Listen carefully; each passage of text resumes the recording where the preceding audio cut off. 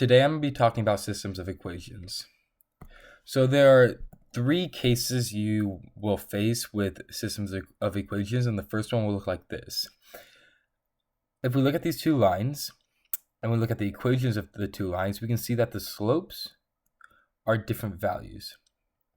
So when we have slopes that are different values for linear systems of equations, it means that the equations will intercept at a single point, and that point is right here. But now we have to figure out how to solve for that point. And there are two ways you can do that. The first is using the substitution method.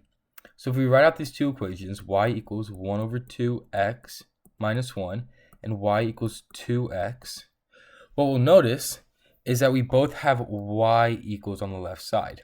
And this will be the case for a lot of systems of equations. It'll be written out straight like y equals, and this is called slope-intercept form. Or you can write it out in a different way, but easily convert it to this form. And I have another video on that.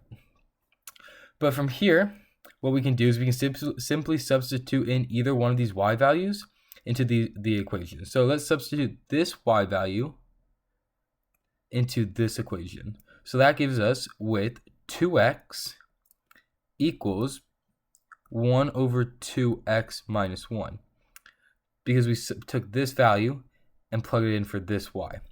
So now all we have to do is solve for x. So we subtract 1 over 2x from both sides, and we get 3 over 2x equals negative 1. And that means that x equals negative 2 over 3. So this x value is going to be the x value of where the lines intersect. So we can see that they intersect at x equals negative 2 over 3. But we also have to find the y value. And all we do to find the y value is plug in this x value into either one of these equations. So we'll just plug into this bottom equation because it's simpler. So we get y equals 2x. We plug in x equals negative 2 over 3. Y equals 2 times negative 2 over 3. Y equals negative 4 over 3. So this is going to be our y value. That means that this point where the lines intersect is at the coordinates negative 2 over 3, comma, negative 4 over 3. And we can see this is true just by looking at the graph. The other way you can solve a systems of equations is when you have an example like this where they intersect at a single point, is you can multiply the equations out so that x coefficients equal each other. So right here we have the equations y equals x plus 1 and y equals negative 2x minus 7. So right now we notice that the x coefficient is 1 and the y coefficient is negative 2. So what we want to do is we want to make it so that these two coefficients equal each other. So we want to make it so that these coefficients equal each other. And to do that, we want to multiply one of the equations by a value to get the x value to equal the coefficient of the other coefficient. So if we multiply this entire equation right here by 2, then we'll get 2y equals 2x plus 2. So now we have both equations have a 2 in front of x, but we also want them to be the same, negative or positive. So now we'll multiply this equation by negative 1. So we get negative 2y equals negative 2x minus 2. So now we're left with negative 2y minus 2 equals negative 2x minus 2, and y equals negative 2x minus 7. And now these coefficients in front of x are the same.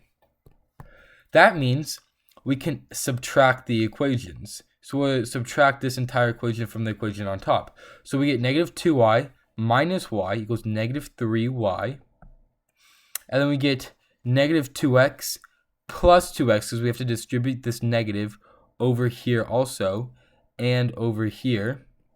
So we distribute the negative to all the values. So negative 3y equals negative 2x plus 2x, which gives us 0x, and negative 2 plus 7, which gives us positive 3. So now we're left with negative 3y equals 3. So y equals negative 1.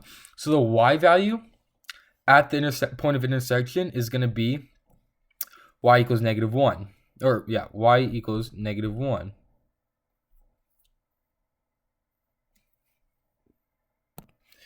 So we get negative 3y equals 0x, because negative 2x plus 2x equals 0, plus 5, because negative 2 plus 7 equals positive 5, because we have to distribute this negative. So then we get negative 3y equals 5, so y equals negative 5 over 3. So at this point, our y coordinate is going to equal negative 5 over 3. And we can see that that is true if we draw a line straight across. And to solve for our x value, all we have to do is plug in this y value. So we get negative 5 over 3 equals, and we can plug it into either equation, but I'll just do the top one because it's easier. So negative 5 over 3 equals x plus 1. So that means that x equals negative 8 over 3. So at this point, the x value is going to equal negative 8 over 3. And we can see that that's true if we draw a line straight up. So that means that the coordinate of this point of intersection is going to be negative 8 over 3, comma negative 5 over 3. So that's the solution to the equation. That is the solution to the equation. And the other way, the third way you can solve an equation like this is to just look at the graph and figure out where they intersect. But if you don't have the graphs, then you have to use one of the two methods I showed you.